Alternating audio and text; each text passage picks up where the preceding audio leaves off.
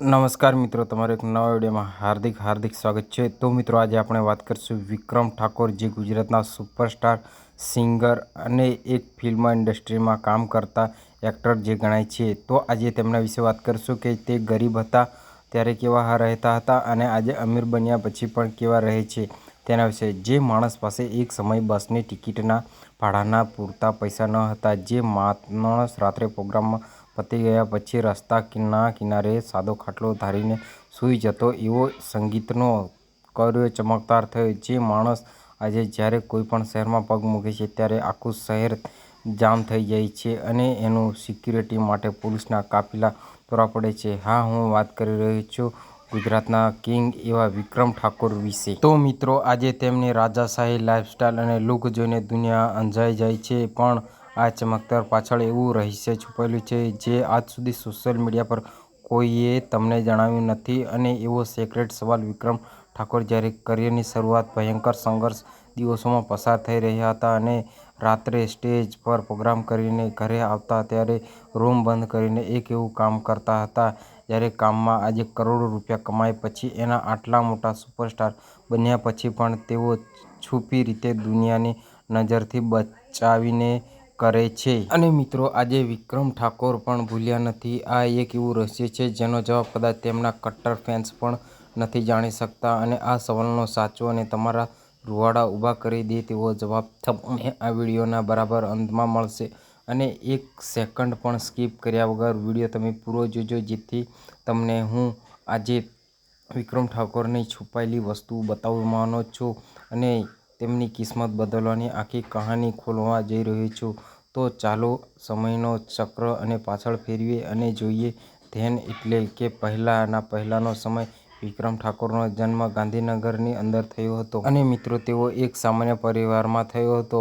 તેમના પિતા મેલાજી ઠાકોર પોતે દેશી ભજનના સંગીત સાથે જોડાયેલા હતા અને એટલી સંગીત તો લોહીમાં હતું, પણ જે સમયે કલાકારોની આર્થિક સ્થિતિ બહુ સારી નહોતી, ત્યારે વિક્રમ ઠાકોર એકદમ સાદા પતરા અને દેશી ગામડી લુકમાં રહેતા હતા। મોંઘા બ્રાન્ડ કપડાં કે હેરસ્ટાઇલ તો સપના સમાન હતા અને તેઓ દિવસમાં માત્ર એક નાની વાંસળી લઈને ગામડાના મેળામાં, ભજનોમાં અને નાના સ્ટેજોમાં પ્રોગ્રામો વગાડવા જતા હતા। ઘણીવાર પ્રોગ્રામમાં બહુ ઓછા પૈસા મળતા, તો ક્યારેક ખાલી હાથે પણ પાછું આવવું પડતું હતું ઘરે। અને તે સમયે તેમનો સાદો દેખાવ એવો હતો કે જો આજે તમે જૂના ફોટા જુઓ તો તમને પણ વિશ્વાસ નહીં થાય કે આ વિક્રમ ઠાકોર છે કે કોઈ બીજું, પણ આખા ગુજરાતને નચાવે છે। પણ કહેવાય છે કે નસીબનો ક્યારે પલટો થઈ જાય તેનું કોઈ નક્કી નથી હોતું। વર્ષ 2026માં ગુજરાતની સુપરસ્ટાર સિનેમા જગતમાં એક નવો ઇતિહાસ રચ્યો હતો વિક્રમ ઠાકોરે।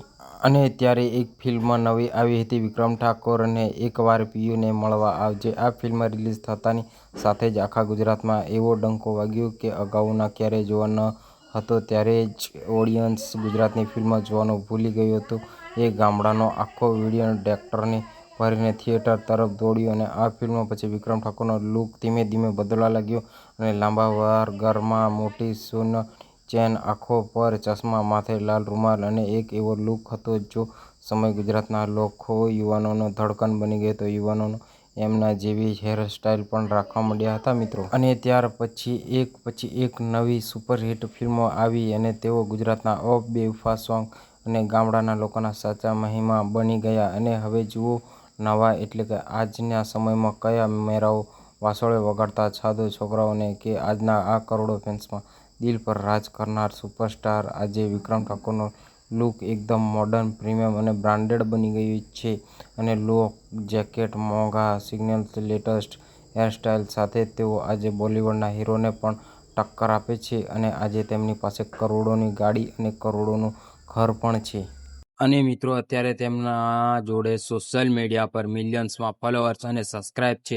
અને સંગીતની વાત કરીએ તો તે પહેલાં એક દેશી ઢોલ અને શરણાઈ વાગતી, હવે તેમના ગીતોમાં હાઈ-ફાઈ ડીજે, અર્બન ટચ, કરોડોના ખર્ચે બનતા મ્યુઝિક સિસ્ટમ વાગતી હોય છે। અને જો પ્રોગ્રામમાં 200 લોકો આવતા, આજે વિક્રમ ઠાકોરની એક ઝલક મેળવવા માટે લાખો લોકો મેદાનમાં ઉતરી આવતા હોય છે અને તેમની રાહ પણ જોતા હોય મિત્રો।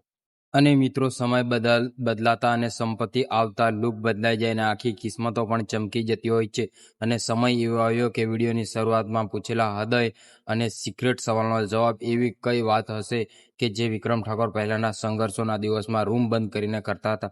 આજે પણ આટલા મોટા સુપરસ્ટાર બન્યા પછી પણ તેઓ દુનિયાની નજરોથી છુપાઈને રીતે રહે છે. તેમનો સાચો જવાબ કોઈ પણ દેખાડ્યા વગર ગરીબો, અનાથો અને જરૂરિયાતો મેદાનોને છુપી રીતે તેઓ મદદ કરે છે. અને મોટાભાગે તેઓ ગરીબો અને જે લોકો ગરીબ મા બાપ વગરના હોય તેમની વધારે પ્રમાણમાં સેવા કરતા જોવા મળ્યા છે.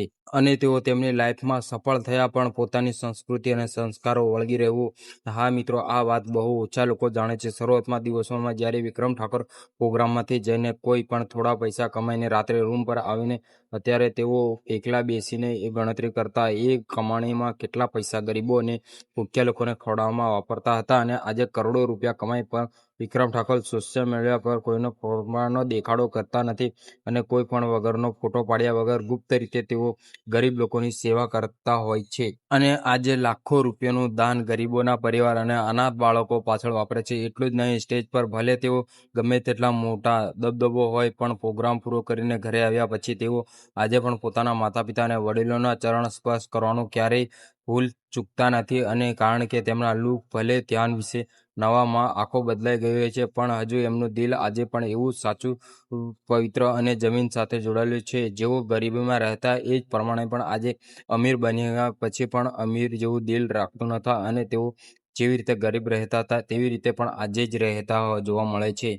અને મિત્રો, વિક્રમ ઠાકોર આજે પણ માત્ર કલાકાર નથી પણ લાખો લોકોના દિલ પર રાજ કરે છે. મિત્રો, તમને વિક્રમ ઠાકોરનો કયો લુક વધારે ગમે છે તે પહેલાં કોમેન્ટમાં લખજો. અને સાદો દેશી લુક અત્યારે આ સુપરસ્ટાર સ્ટાર લુક કોમેન્ટ બોક્સમાં જરૂરથી જણાવજો. અને તમારું મંતવ્ય પણ જરૂરથી જણાવજો. અને શૂન્યથી સર્જન કરનાર આ લાડેલા કલાકાર સફર ગમી ગઈ હોય તો વિડીયોને લાઇક અને તેમાં વિક્રમ ઠાકોરના સાચા ફેન હોય તો ચેનલને સબસ્ક્રાઈબ જરૂરથી કરજો, જેથી તમને હું આવા નવા વિડીયો લાવતો રહીશ. તો વિડીયો તમને ગમ્યો હોય તો મિત્રો લાઇક, કોમેન્ટ, શેર અને સબસ્ક્રાઈબ કરતા જજો.